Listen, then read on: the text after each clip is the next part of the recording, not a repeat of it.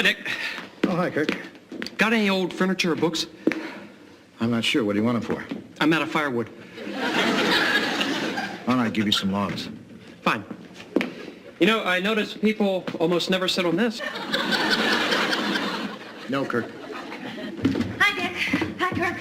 I'm glad you're here. Sound the trumpets, call the mayor. Leslie's glad I'm here.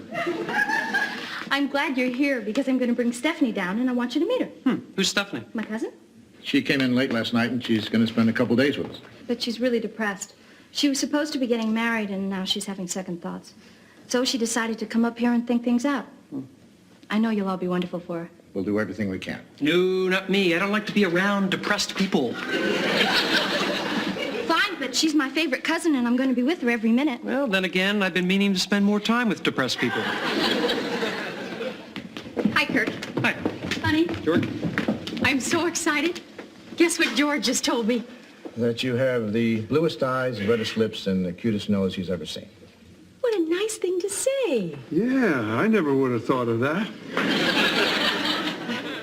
George can get us a piano for practically nothing. George can get us a lot of things we don't need.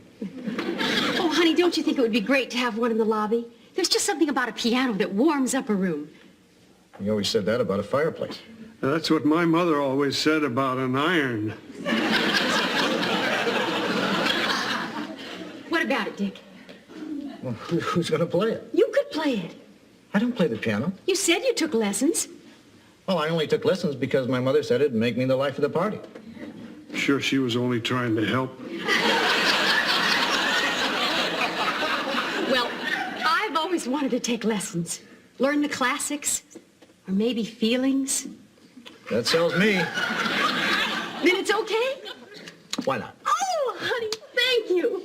George, tell those friends of yours we'll take the piano.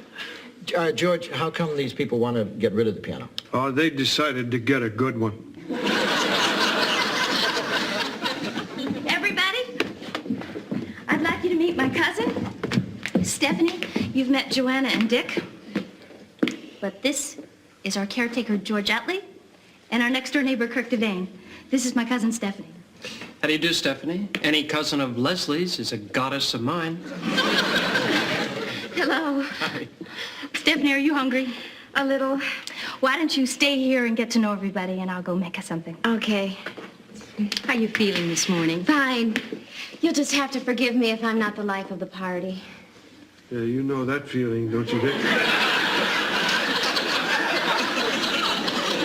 Steph, we just wanted you to know that we've all been where you are. Well, you'll get through it. It just takes time and patience and caring friends like us. Do you mean that? I never know.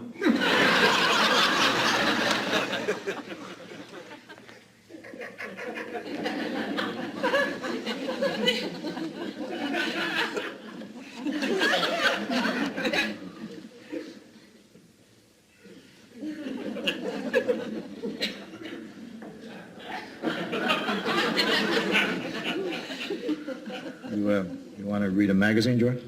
I read all of them. Except that one.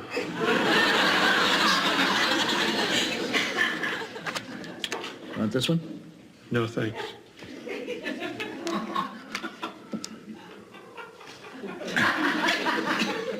What do you want to do? I don't know. Maybe you should have gone sightseeing with Kirk and the girls. I thought it would be more fun here. I was wrong. No, you know. That is a wonderful story. Oh, thank you. Oh, you're back already. What's a wonderful story? Kirk was telling us about the summer he worked in a rodeo. Must have been as a bull thrower. Well, I'll say this for you. You've made me laugh. Well, don't tell me, tell her.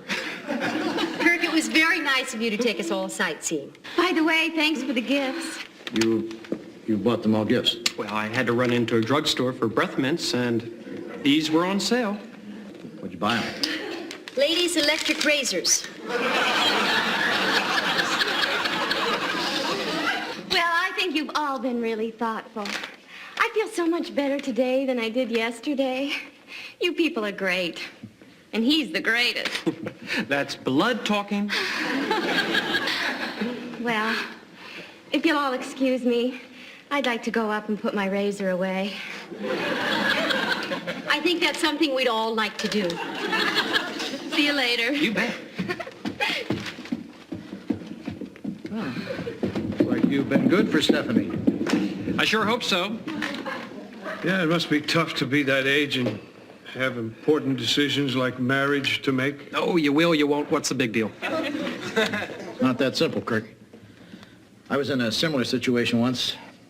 This girl I knew wanted to get married. To who? To me, George.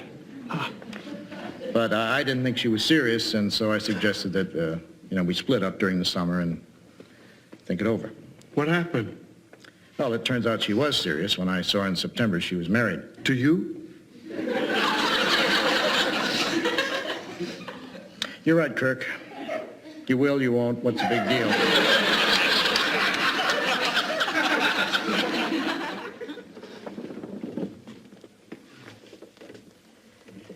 Careful. There you go. Isn't it beautiful? You, play the piano? No, but I'm going to take lessons. Mm-hmm. I really am. This is something I've always wanted to do. Mm-hmm. What do we owe you? Why don't you just, pay us when we pick it up? Oh, you won't need to pick this up, believe me. Mm-hmm. See you soon. Don't you just love it? Isn't it written all over my face? Come on, honey, play something. Joanna, I told you I don't play. Well, you must remember something. Come on, please.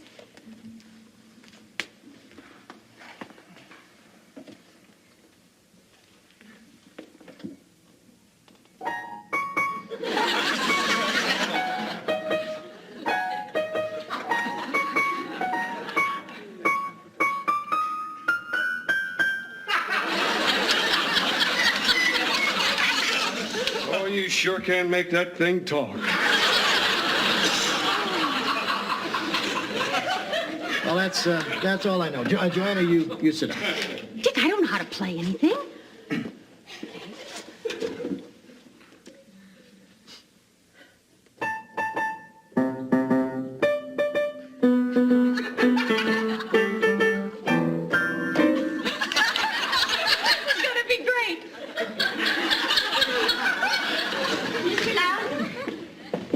Excuse me. Would you mind if I borrowed a book from your study? No, help yourself. Would you help me find one? Sure, but you'd be surprised how simple it is.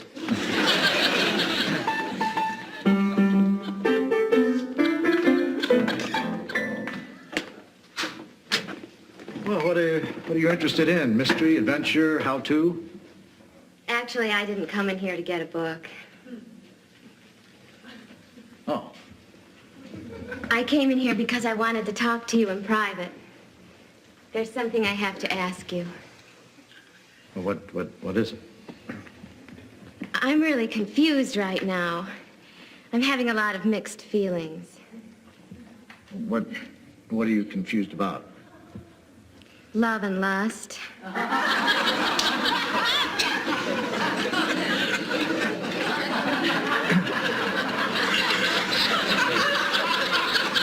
See if I have a dictionary.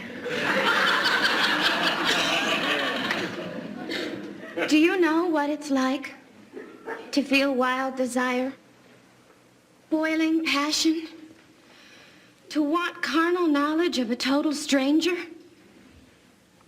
Sure, sort of. Mr. Loudon, as a man, what would you say if I told you that every time I see you, I ignite?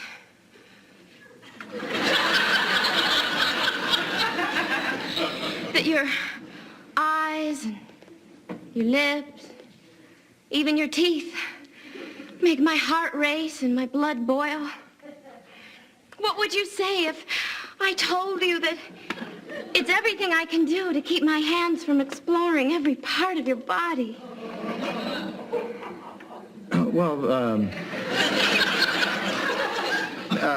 Many times, writers inspire a certain awe.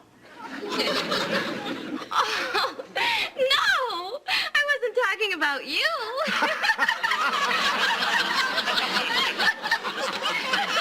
I knew that.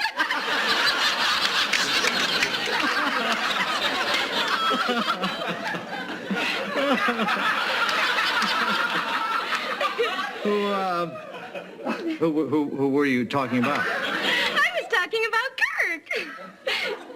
Kirk. Kirk who? Kirk Devane. Oh, Mr. Loudon, he makes me crazy. I don't know what it is. Yes, I do.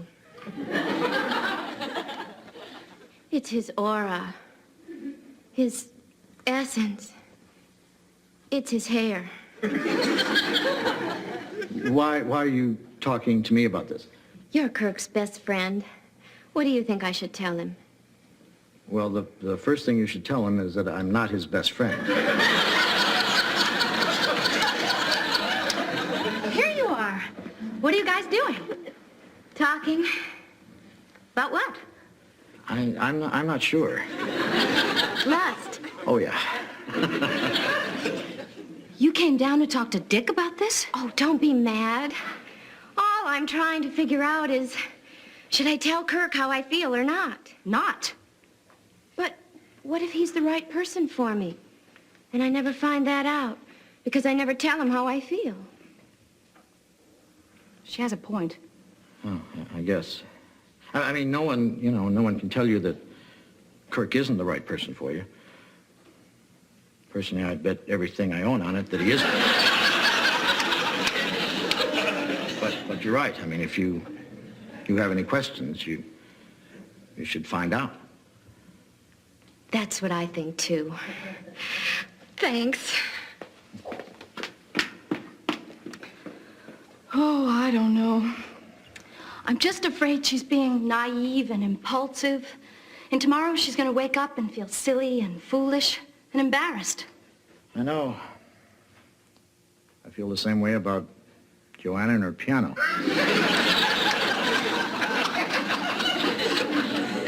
Here we go. 2 Junior Minuteman burgers. Hi, Stephanie. Where's Leslie? At the end, So what are you doing over here? I guess you could say I'm hungry. And you came here? Great. I hope so. So, what do you want? You?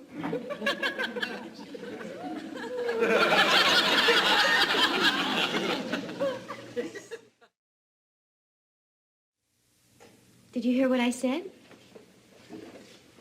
You said you want me. Yeah.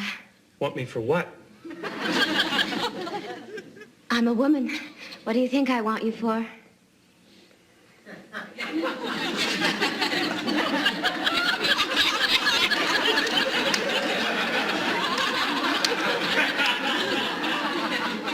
Can you give me 5 minutes to blow these people out of here? Sure.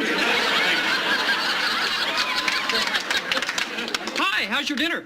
Great. Fine. How'd you like to finish it out in the car? What are you talking Something's about? come up. I have to close the cafe. Come on, let's go. We just started eating. Well, I know. You know, you can take your plates with you. When you're done, throw them in the parking lot. I'll pick them up in the morning. Let's go. Come on. I don't believe me. I know. It's crazy, isn't it? Come on, get out. Let's go. Now, wait a minute. I'm not paying for I don't this. expect you to. I'll mail you the bill. Come on, let's go. Your food's getting cold. Stop my hamburger. Here, go get it. Go. Come on. Out of here. I'll never eat here again. Fine, be that way.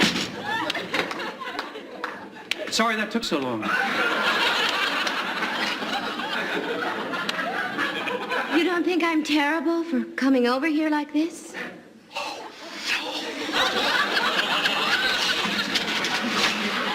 I would never think that. It's just that from the first moment I saw you, I've had this uncontrollable passion. Right. Crazy, unbridled lust.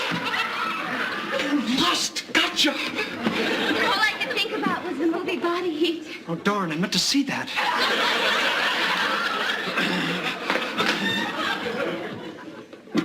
Do you feel the same kind of things for me? Of course I do, and deeply.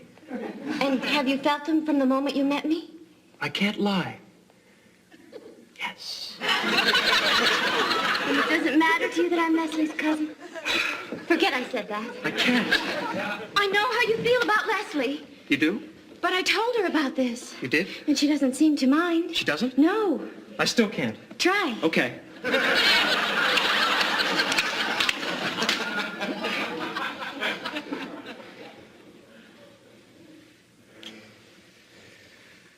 Forget it. I can't. Kirk,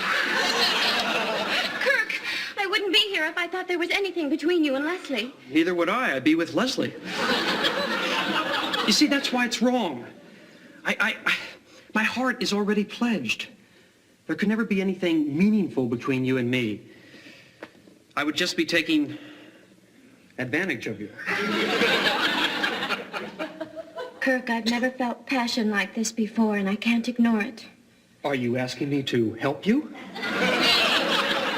Yes. I think I can live with that reason.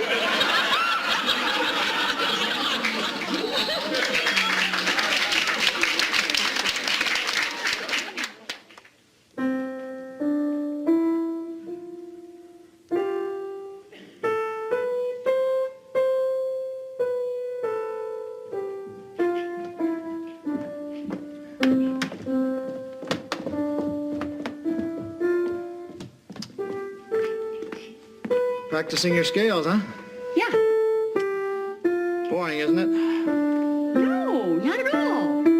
It's fun. What are you going to do now? I'm going to go in and have breakfast. Want me to make it for you? No, you stay here and have fun.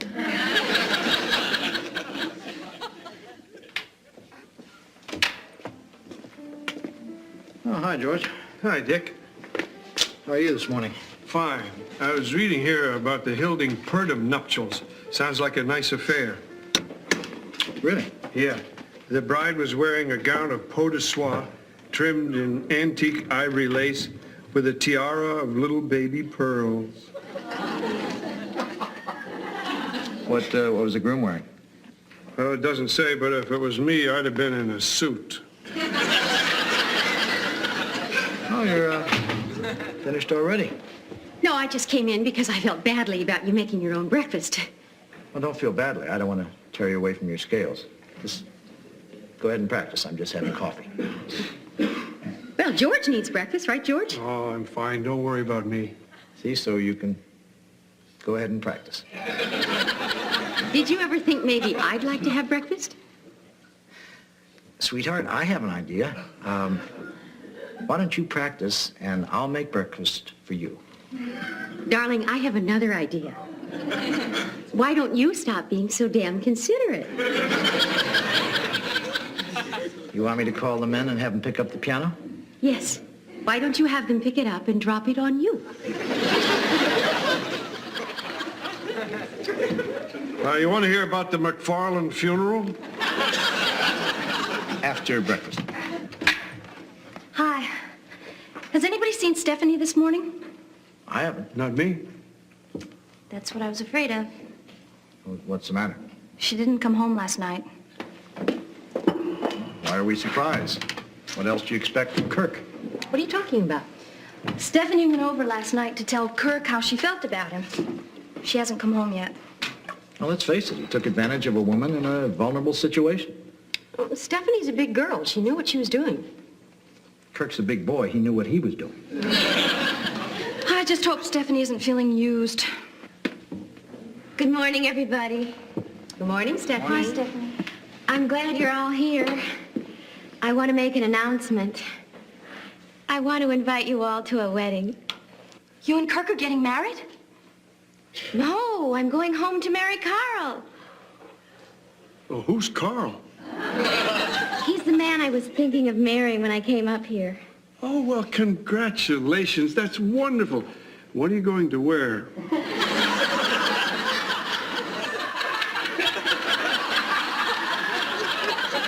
George, I don't think she's decided yet. Stephanie, the last time we talked, you were on your way over to throw yourself at Kirk. I did. And he threw you back? Oh, no, he was wonderful. You mean he understood that you were confused and reasoned with you? No, he just let me have my way with him.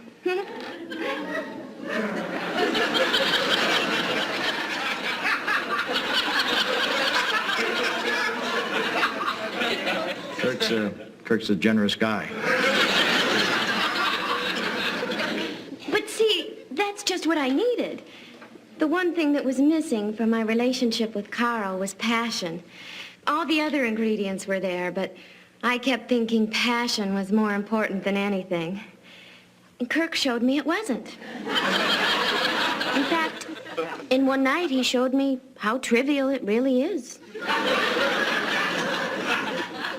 Does Kirk know he showed you this?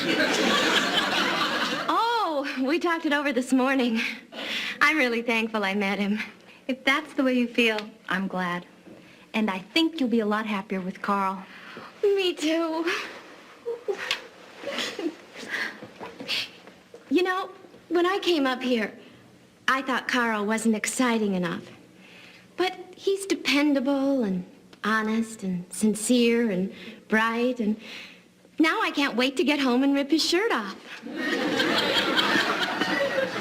Well, I don't know about the rest of you, but I'm happy for Stephanie. I'm happy for Carl.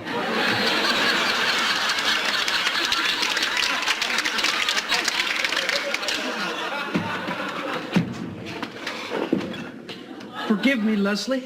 Flesh is weak. Kirk, get up. Stephanie explained everything to us.